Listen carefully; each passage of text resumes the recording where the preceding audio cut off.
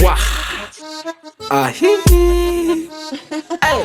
Hamizoti fa i-champion, Lukombola Mbundani fa i-champion. Alek mazit zema azu an sata monde kindo champion. Vatanga kazo, Pachila mode. Soma de minute, Pachila mode. Sakafu maluto, Pachila mode. Uljab satisfied, Yunla mode. Ankama wani chijeriza anga, no kochara sola. Mavadanga ma any feelingi, matamanga Mavadanga. Hano kochara sola, Manganilanka. Hano kome misoma, Manganilanka. Hano komi sivona, Manganilanka. Hano komi feeling, Manganilanka. Hano kochara sola, Manganilanka. Hano kome misoma, Manganilanka. Hano komi sivona, Manganilanka. Hano komi feeling, Manganilanka. Forma no fula za afo, koma any feeling eno tuntako.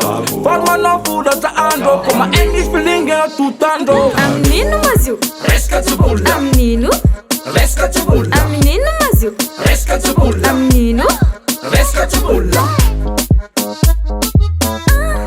Resca tsubulla. Resca tsubulla.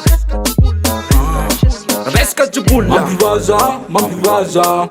Gal me feeling mampivaza. Caresse kuzisca ngati dana. Gal me feeling mampivaza. Charlie si bicyclette mi la permis. Azafa dans le job tay teng limousine. Viaf tay film kunte ko musique.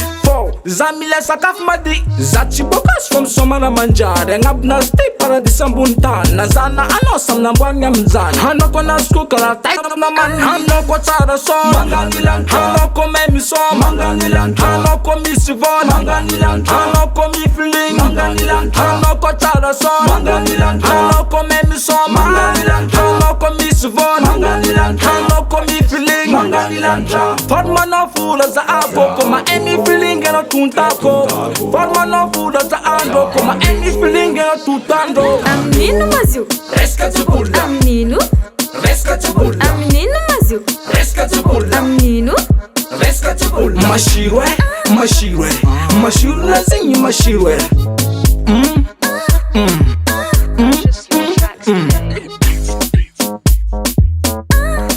Resca tsubulla.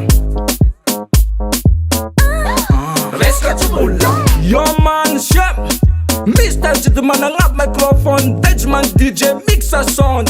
Hey, Resca tsubulla.